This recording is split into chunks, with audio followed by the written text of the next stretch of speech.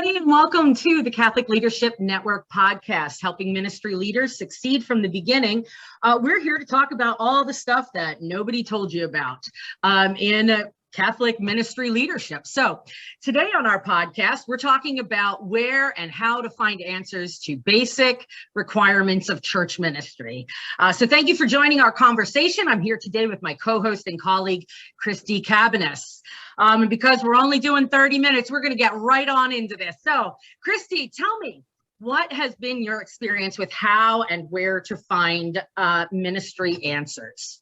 Oh, yeah, that's a great question. So, hi, everybody. I started my working career as an adult for the United States Navy. So whenever I was there, what I loved about the military is they had always an SOP, we called it, a standard operating procedure for pretty much everything that we had to do. So every position and job that I've held ever since, the first thing I kind of go do whenever I get there, I'm like, oh, there must be SOPs here for how to do stuff or what the general expectation is for how to do things. So I figured somebody's probably already laid that out and I should be doing it that way. So I try to go find out how I'm supposed to do stuff. So first, I just want to say shout out to the Archdiocese for the Military Services and all you folks in the military out there. Rock on. We have a lot to learn from you regarding standard operating procedures. My blood runs blue. My dad's a retired Navy chief, and so go blue. Thank you very much. That's right. Yeah, awesome. Yeah. So did you find standard operating procedures? Was there a way to go? What was going on there? Well, so you know how like there's always like that person at the office that's like, oh, this is how we do stuff, or we've always done it this way. Unfortunately, also in the military, I don't know, it almost creates a sense of distrust because you're not allowed to just, say, oh, whatever so-and-so said is the reason why I'm doing this. You're commanding people, you're leading officers and what have you, will say to you, did you look that up? And they send you off to go find where you're doing things. So that's the other part of it. Like there needs to be an authority and you need to be able to point to and say, this is why I'm doing it. And this is what the person, what we're supposed to be doing overall as an organization. And it doesn't hurt anything at all that I am a why person. Shout out Simon Sinek, but I feel like I was doing that before you, man. Anyway, but it's you want to know why that we're doing all of these things. And a great example of this, I think, in the church particularly is in liturgy. There is in liturgy really specific instructions about how we're doing, what we're doing. And then there's also room for movement and some zhuzh, I guess. But there is a reason and purpose for everything that we're doing. And I figured that must be true, right? For every other ministry in the church. And you know what, Sarah? What? No, I don't know. What?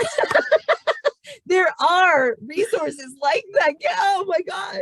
That's what we're doing here today. Woohoo! So nobody has to do it on their own or figure there's stuff that you're going to definitely have to figure out in ministry. But I think that what the church has done so beautifully for us has laid out the why for what we're doing. And then you can implement practices and procedures that will reflect that why really well. So is there somewhere, Sarah, about all these things or some of them, most of them?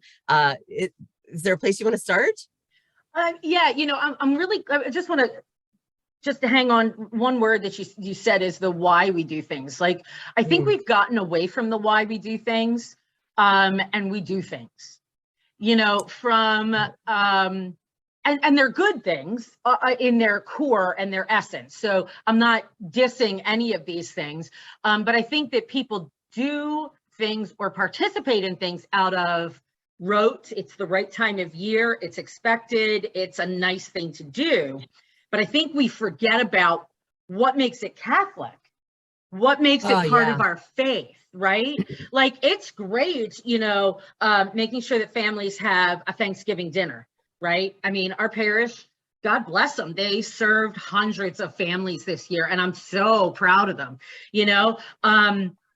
I think it it's a good thing and it's a nice thing. What makes our giving in that nature different than the synagogue down the street or the mosque or a nonprofit, a generic nonprofit, right? So I think that these are important things for us as leaders to know, so that there's a foundation to it and a grounding to it. So I'm really glad that you brought up that question of the why we do what we do, and that these documents help us with some of that foundational language, because if we know the foundation, we can start to slip in some of that foundational language as we are talking to our other ministry leaders and the tried and trues at our parish that are coming to everything, and they always bring a turkey for Thanksgiving and they always adopt a family. Like, that is phenomenal. What we want to do is to keep reminding of our Christian and our Catholic call to do these, and the Catholic social teaching nature of why we do certain things, right? Especially when it's in that giving time.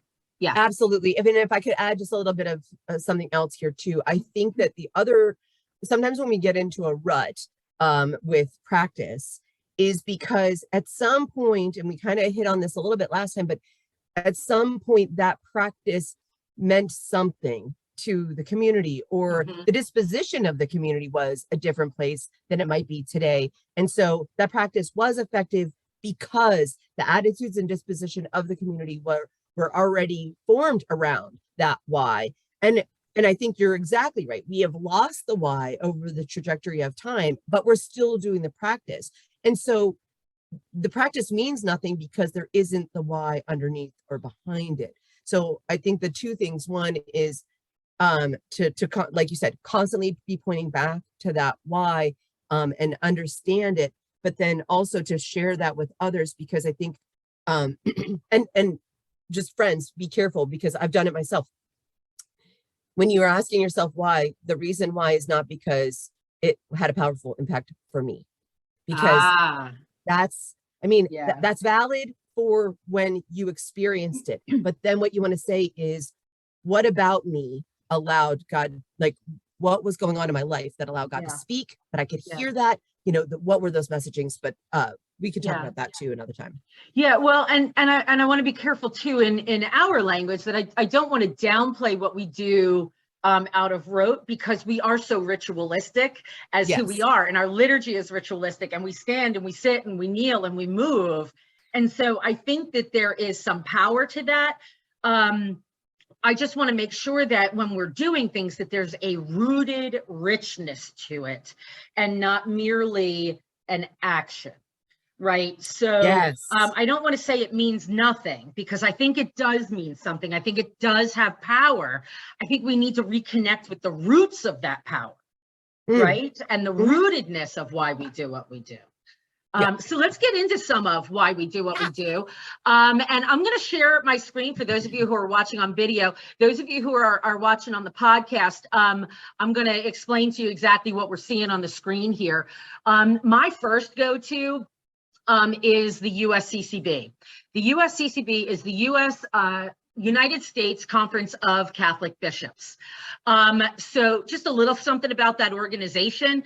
There are no bishops that work in that building in Washington, D.C., but the staff who works in that building is there to aid our bishops all across the country in various areas of ministry. So the people who work there, the staff there, are the experts in the field, and share with the bishops the resources and the tools on that, and act as a liaison. And when the bishops say things, whether individually or as a group or after their November or June meetings, they're there to help share that with leaders in the field, and making sure that leaders in the field know what we're being called to by the bishops as a whole body.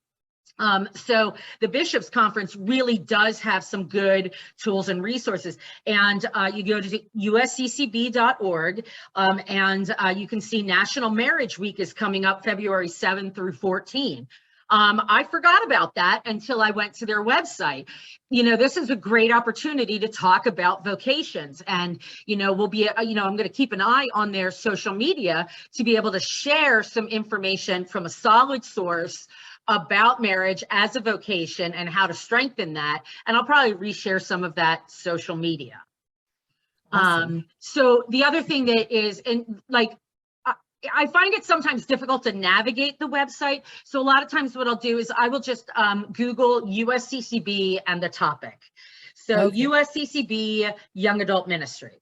I mean, that just automatically pops up for me nowadays. I don't even have to Google it. Like I type it in so much, it like automatically goes there when I hit enter. I also tend to Google USCCB Catholic Social Teaching.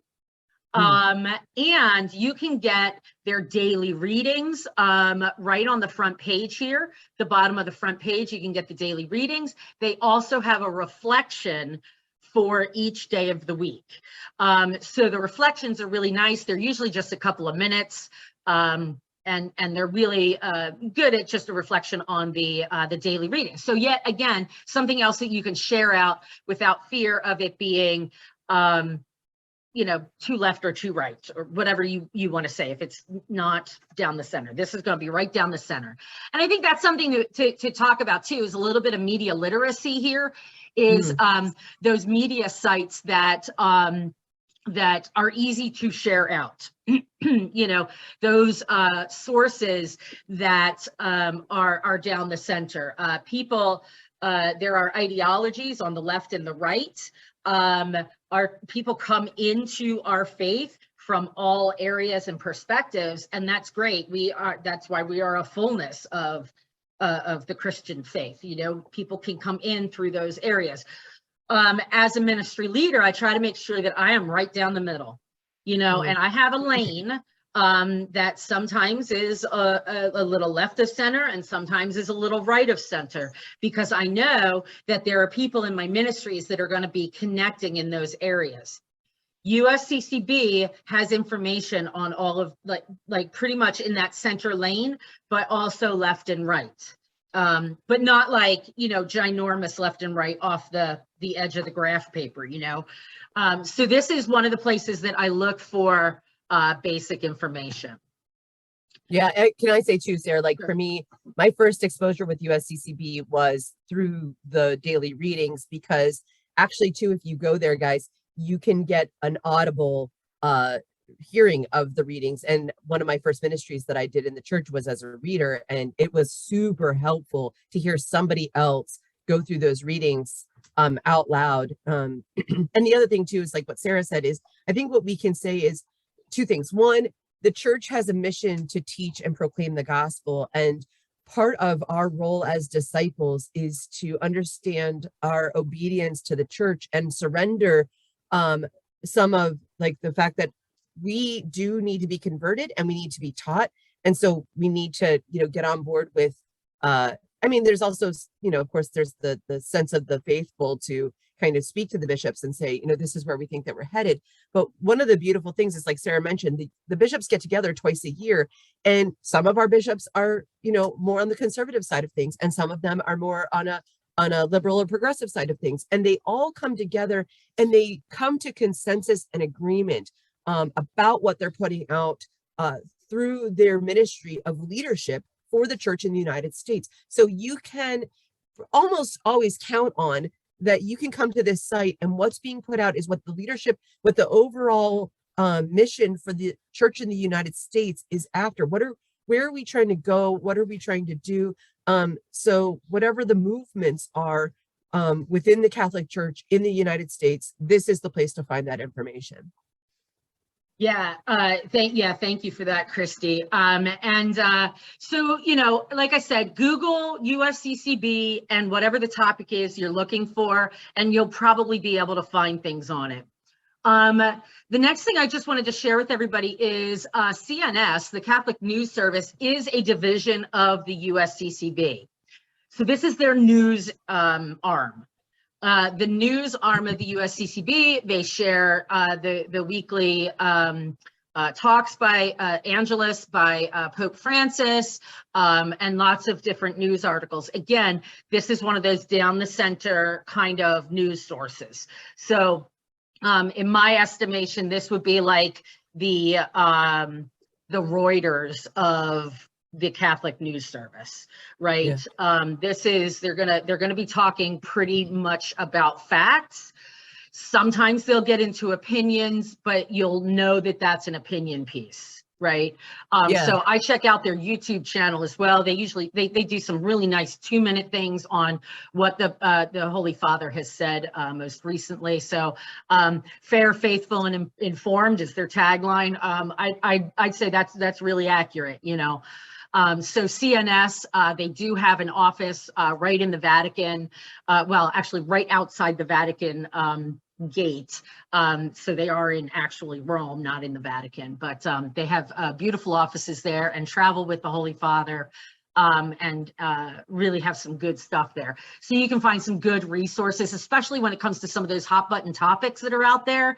They're going to tell you what the baseline is of some of those hot topics, and you know, this person said this and this person said that, but this is what the situation is, without really getting into who's right, who's wrong. Yeah, and the other thing, Sarah, here is, friends, if you ever hear like, oh, Pope Francis said this bizarre and outrageous thing, this is one of those. Sarah just.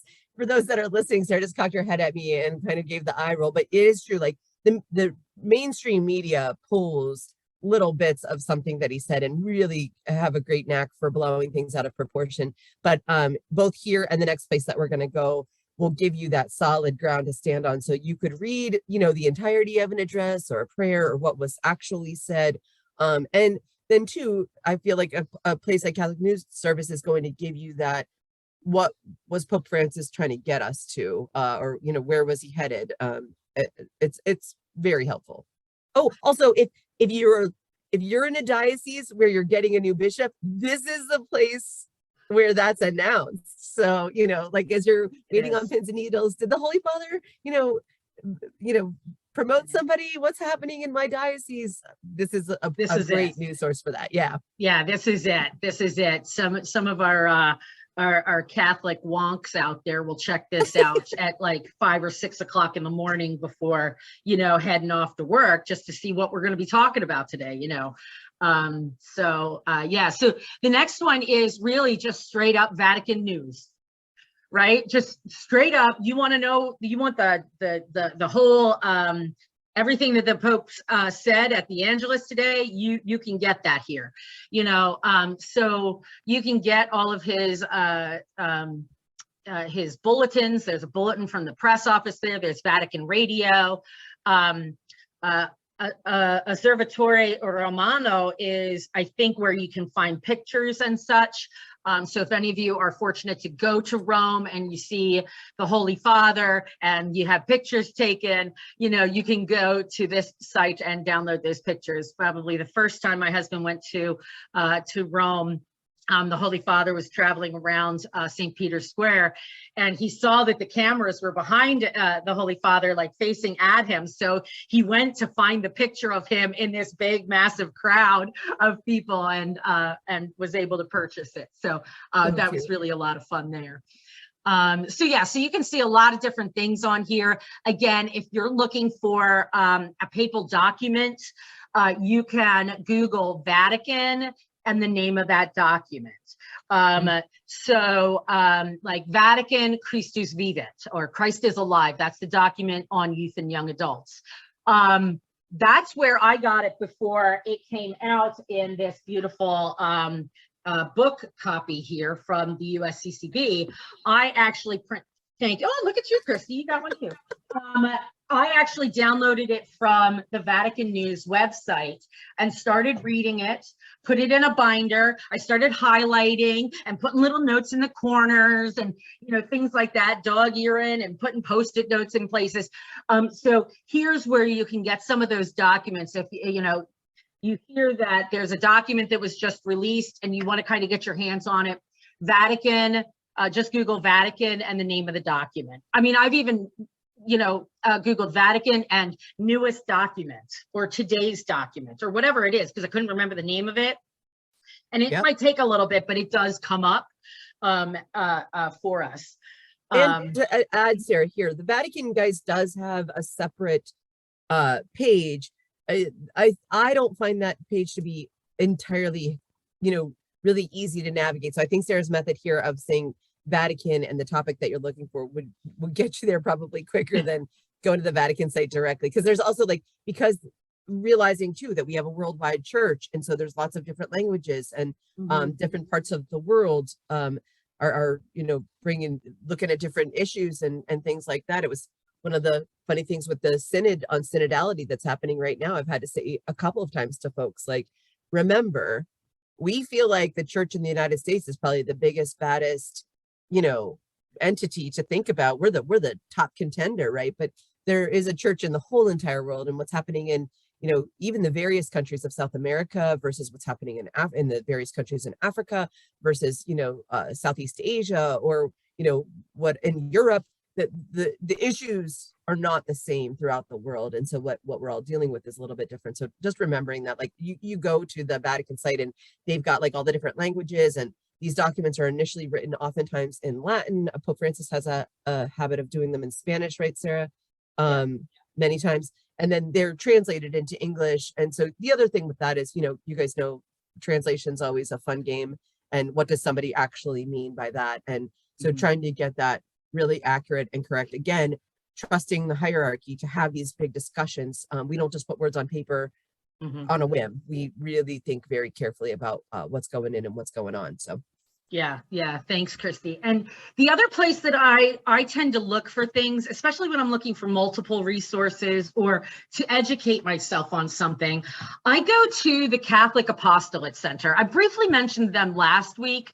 They're an outreach of the Palatine Fathers and Brothers, St. Vincent Pallotti. If you want to learn more about him, hey, look, there's a portal where you can learn all about St. Vincent Pallotti, and he's a pretty cool guy and very much focused on the laity. And just really great. But one of the things that I like here with the Catholic Apostolate Center is you can explore resources on specific topics, right? Okay, the Synod, we're talking about the Synod here. What is the deal with this, right? I know nothing, start me off. Well, look at all of these foundational documents. So there are on this page, I just clicked the Synod on Synodality. There's a square on the front page. And the foundational resources, let me count this, 1, 2, 3, 4, 5, 6, 7, 8, 9, 10, 11, 12, 13 different, they couldn't have found one more. They have, not that I'm superstitious, they have 13 different documents on here that is how Pope Francis came to bringing forth the Synod on Synodality. So you can click through on any of these links and really look at it. I like looking at preparatory documents. I like looking at where the start of this really is. So you can find the link to that here. Resources on synodality. So all of these Latin names here, Gaudium et Spes, Evangelii Gaudium, Lumen Gentium, De Verbum, Fratelli Tutti, Laudato Si. Christy, what do you have there? I have a text right here in my hands, guys, because a lot of this stuff is also you can find it on print many times on Amazon, maybe find it at the U.S. bishops. You can also go to these sites because they're public documents, so you can click on them and view them online, and you can print them and all that stuff. But this Vatican II documents includes Gaudium et Spes, Evangelii Gaudium, no, not Evangelii Gaudium, but Lumen Gentium and De Verbum. Those are documents that came out of the Second Vatican Council that inform a lot of the why for what we're doing now. And I think that's important for us to note, Sarah, here. If I could say, one of the things that we need to think about is on a macro level, the church is giving us an overall why. How are we living as the church of God? How are we living as Christ taught us to? How are we carrying on the mission of the church by telling everybody that Jesus Christ lived and died for them, was resurrected from the dead, and has conquered death, and is here to walk with you through your journey of life. And then as you move down the levels, you get more and more specific about what does that look like in implementation in your particular area of the world and with your community. What does that look like? So if I could just say really quick, Sarah, so like we've got the Vatican, that's sort of like the overarching view of the worldview. Then we have the US bishops for us here in the States, that's going to cover like, how are we implementing that in the United States? And then your diocese has probably guidelines and instructions for how to live, and what does that look like for implementation. And then two, your pastor is going to have input on what does that, how do we want to actually do this in our local church? And you, when you get to be a leader, are having input and say so with that as well. But knowing that this is where the information and your formation is coming from, through these levels, that we want to maintain, you know, the essence of what it is that we're teaching, but how does that get implemented in our particular parishes, for the formation and the sharing and the discipleship of Jesus Christ. That's gonna vary throughout, but it gives you a sort of source, you know, a train. And language to use. You know, I think that's the other thing is, you know, I'm like, well, I kind of know in my gut that this is what we're supposed to be doing, you know. I mean, it sounds good. Like, I think it's spirit led, and I know the Holy Spirit's moving me and all of that. These resources help give language to that, right? It gives language to missionary discipleship and things like that. So the Catholic Apostolate Center, that, you know, Catholic Apostolate is, you know, they put all of these resources into one space. So you can see on here, Fratelli Tutti, there's a bunch of resources on that.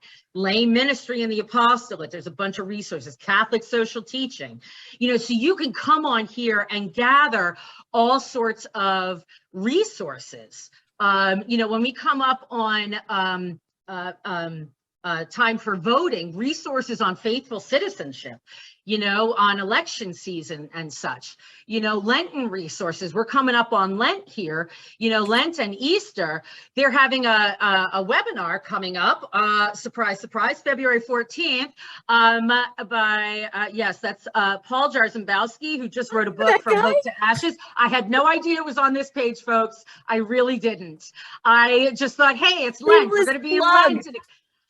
Shameless plug. I really didn't know that it was going to be on this page. So anyway, but they do live webinars. You can register the webinar and watch it later. But these are some neat things that you can do. Like, they have a Holy Week retreat on here too. So again, you can share these videos out to your community in your weekly flock notes or constant contact or whatever it is, or on your social media for people to really engage in that time of year. So, you know, there's some really great places to get resources. There are other places. These are not the only places.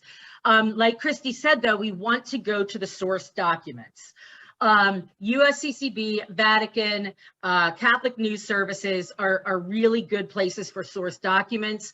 When I am really struggling with where to find documents, I will often go to the Catholic Apostolate Center, because they have them they just grabbed them all and compiled them into one easy place to find.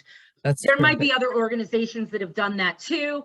This is where I have found it. But again, we want to make sure that you know, they are things that are connected with the magisterium, right? We want to make sure that they're connected with reality, and not merely opinion or educated guesses or educated thoughts, right? So we want to make sure that when we're sharing things and we're learning ourselves, that we're learning from the right places, you know. So when looking at documents, like Christy and I were putting up, you know, the USCCB is one of the places that I look for my documents, because I know it's going to be a good source document. Christy, what was the one book we were talking about? Oh, the Directory for Catechesis. We're coming up on time here, but can you start to really, because this is a good gold mine for information.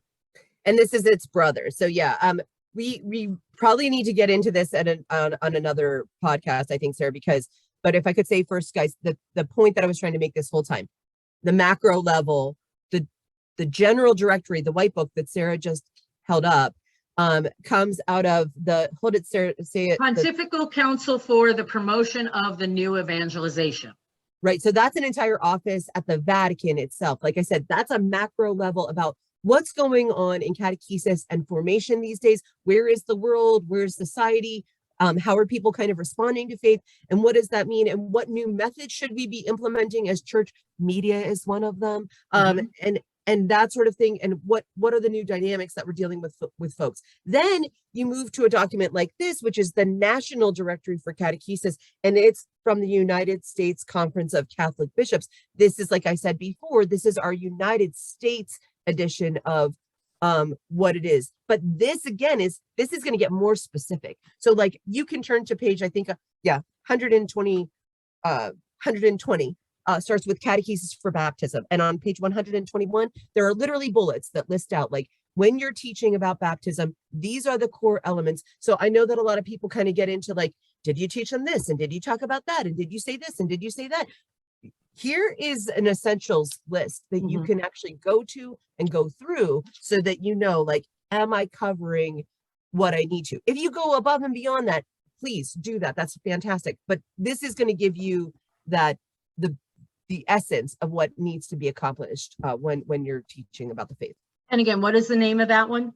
This one's the National Directory for Catechesis. Now, I haven't heard necessarily, I've asked some people in those offices at the USCCB who I know about, like, is there going to be a new one of these? Because I think this one was issued in 92 or 94. I could probably look at the copyright and tell you, but that white book that Sarah just pulled up, the National Directory, replaced this. Hold on, guys, I'm just pulling it off. This is the Directory for Catechesis. There was this text called the General Directory. Directory for Catechesis did a similar thing as that one. This is an updated version that kind of reflects, it definitely reflects more of the new Vatican II, even more implemented topics from Evangelii Gaudium, that both, just in case, little fun fact for people to know, is a document that Pope Benedict began and Pope Francis finished, and that then the promulgation of the directory is a direct result of that, about how are we living the gospel joyfully in the world, with the world? How are we sharing the message of Jesus Christ? So, oh my goodness.